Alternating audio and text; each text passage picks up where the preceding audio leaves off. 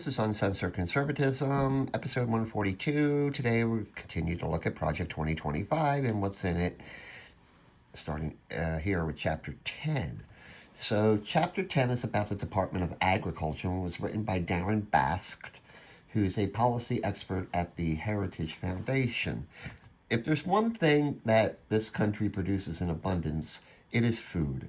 And although the Department of Agriculture was established when this guy was president, its role has changed over the years and became less a department dedicated to efficiently producing food to one of central planning. This guy and others like him want to make the production of food, quote unquote, more equitable and climate smart. The department's client is you, the American people. It is not farmers, it is not the meat packers, and it's not the environmentalists. One recent example is the Biden administration's attempts to the tune of $300 million to induce farmers to transition to organic farming. Farmers know how best to farm the land, not DC bureaucrats. Now, despite inflation in 2021, Americans spent 10% of disposable income on food, which was a historic low, proving that our farmers, not bureaucrats, know how to efficiently produce food. One suggestion is to ignore any UN mandates for agreements that would upset that fact. In the previous episode, I showed what happened in Sri Lanka when they banned fertilizers. It led to food riots and food shortages. Likewise, farmers in Europe rose up against EU mandates about fertilizers and climate change concerns. Where the department could start to reform is addressing the abuses of the Commodity Credit Corporation, a $30 billion annual crop insurance program paid for with your tax dollars. And Project 2025 does not weigh in on merits of the program, but simply notes that it's a multi-billion-dollar slush fund at the disposal of the Agriculture Secretary, as it is used now. It should be limited to help farmers and ranchers only for unforeseen problems like floods, natural disasters and emergencies, which was its original intention. In fact, funds have been used to help entities that are not farmers or ranchers, but other people. There's powerful senators from the Midwest that often dictate the legislation in agriculture, but even they know that there are needed reforms. A president cannot do it alone, nor can the agriculture secretary. Actually, many farmers receive few or no subsidies, and most go only to a handful of commodities at that. 94% of farm subsidy support went to cotton, corn, peanuts, rice, soybeans, and wheat. These crops account for only 28% of all farm receipts. But notice what's missing. Livestock, vegetables, fruits, and nuts. Yet, ranchers and farmers in this area do a great job of efficient food production without the subsidies. There's two main programs: agricultural risk coverage, which kicks in when crop revenues fall below 86% of expected revenue, and price loss coverage kicks in when commodity prices fall below a level established by Congress. In 2019, these programs covered 124 commodities. Farmers pay a premium for that coverage, with you, the taxpayer, paying for 60% of the premium. The federal sugar program intentionally restricts production to drive up prices and is estimated to cost consumers $3.8 billion every year. So what causes farmers' income to fall below expected prices to exact a payment from the government? Two things: lower prices based on a large supply, or conversely, a smaller harvest because of drought or whatever. However, even without these two programs, farmers can still get crop insurance. So the ideal situation would be the repeal of these two other programs. In effect, and some farmers do this, they can be paid through these programs and regular crop insurance, in effect, triple dipping in the same year.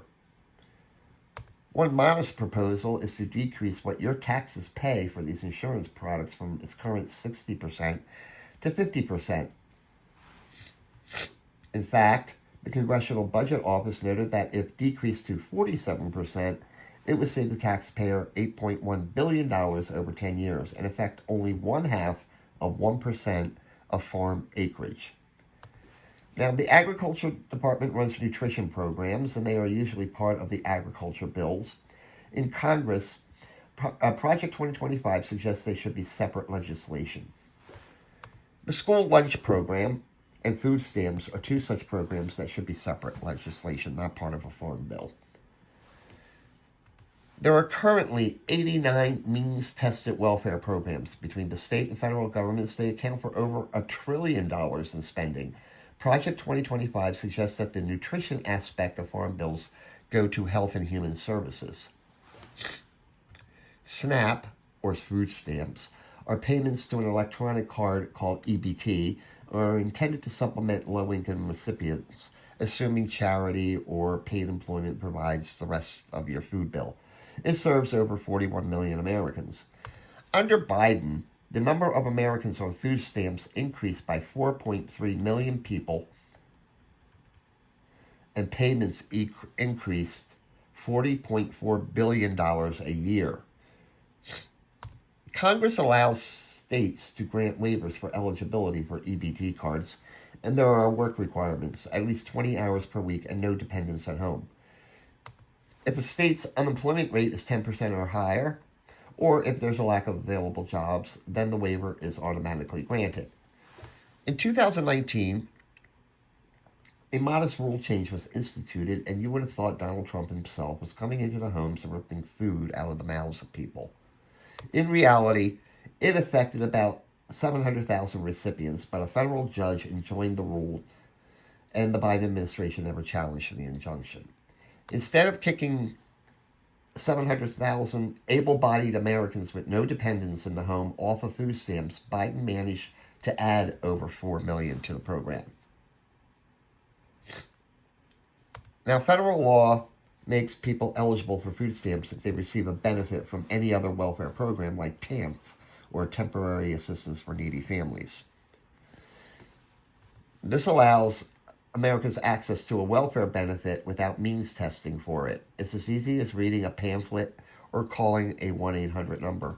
And it's so easy, millionaires have enrolled in the food stamp program. The Biden administration not only made more people eligible, they then increased payments by tweaking the Thrifty Food Plan, which calculates the cost of a basket of food. There's also the heat and eat loophole. If low-income families receive utility assistance, they're automatically eligible for food stamps, even if that utility deduction is $1. The WIC, or Women, Infants, and Children's Program, is another area of concern. About 6.3 million people participate, costing taxpayers $5 billion a year. States control WIC payments by approving only one brand of baby formula. Because about half the baby formula purchased in this country is done so through WIC, states create an effective monopoly. There's also the onerous baby formula labeling regulations that delay bringing formula to market, and we saw that early in the Biden administration. Excuse me. Next up, the school lunch program, which has transformed from a program to feed low-income school children to an entitlement. If under 130% of the poverty level, the child is eligible for a free lunch. If under 185%, you get a reduced lunch. Anything over that, you pay for it fully. But if 40% of school kids in any district are eligible for the free lunch, all students in that district automatically get the free lunch. So schools with 0 low-income students get lumped in with schools with many low-income students, and this shifts the benefit to high-income students. It's estimated it costs the government $2 billion annually. Meanwhile, the school breakfast program costs $200 million annually using these same metrics. This can be fixed with a simple rule change, not legislation. Of course, the usual suspects will tell us kids are now starving in schools, but conservation programs are another area of interest, and who knows best about farming? These guys? Or these guys? I think the other ones, because they're better stewards of their own land because they have a financial stake in their success. Now, Project 2025 does recognize that in certain cases, farmers should be paid not to farm their land, but also that payments under conservation programs are currently abused and need to be reined in. If farm subsidies, price supports, and crop insurance are the carrots, regulations are the stick when it comes to agriculture, especially environmental regulations. This is especially true when it comes to wetlands and erodible land. These regulations need to be looked into, but Project 2025 does not call for their elimination. It suggests that USDA inspections are cumbersome, and take the case of poultry and meat. States have their own inspection regulations, and those inspections have to be approved by the USDA. Okay, you say, doesn't that free up the federal inspectors? The answer is yes and no. While there may be less federal inspectors in the field, the state inspections have to conform to federal inspection guidelines. This limits the choice of products being introduced into interstate commerce. They have to have that USDA label on them. In other words, even though the state inspection system, which is approved by the Agriculture Department, but does not exactly mirror the federal inspection scheme or have that USDA stamp on it, the product cannot be introduced into interstate commerce. You can sell it in state, no problem. Out of state, no. If you can sell it safely to your neighbor, why not someone in another state? It makes no sense. The department's market access program does not benefit farmers, nor does it increase production or lower prices for Americans. It benefits trade associations. Now, there's many barriers that bar American agricultural products from foreign markets. And here's the job of the trade representative to deal with that, not the USDA. Trade associations, not the government, should promote their products. Now, technology is a wonderful thing, and it's really wonderful with agriculture, but here's the thing. There's a lot of scaremongering about so-called genetically modified food. Fact, genetic engineering of food started with this guy, Gregor Mendel. And actually, these people genetically modified food without knowing they were genetically modifying food. Anyway, you have countries like Mexico now saying they will not import genetically modified yellow corn from the United States. Really? But genetically modified white corn is fine. This makes no sense. And Europe is even worse. Meanwhile, here in the United States, to all those organic food weirdos out there, 90% of the cotton you wear, the corn you eat, and the soy grown in this country is genetically modified, and you're just fine.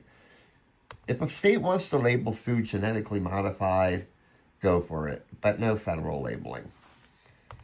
The Forest Service is another part of the USDA and administers a shitload of land. In fact, 606 million of the 640 million acres of federal land. And the biggest problem is wildfires. Wildfires are inevitable and have been happening since before the country was founded. They are bigger now not because of climate change, but because of the accumulation of biomass every year.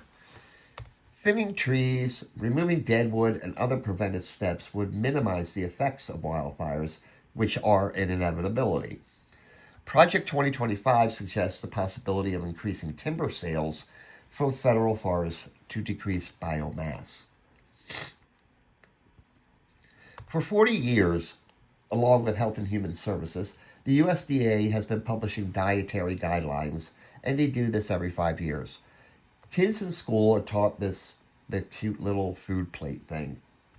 However, under the Obama and Biden regimes, it's not just about human nutrition and health, but now the health of the planet. That's right, climate change scaremongering affects your nutrition. Now, you could ignore these dietary guidelines all you want, but government programs like the school lunch program cannot, nor can SNAP, WIC or the TAMF programs. The next administration needs to tell these people to shut the fuck up when it comes to agriculture and let these people do what they do best. And that's it for chapter 10. Have a great day and a more pleasant tomorrow.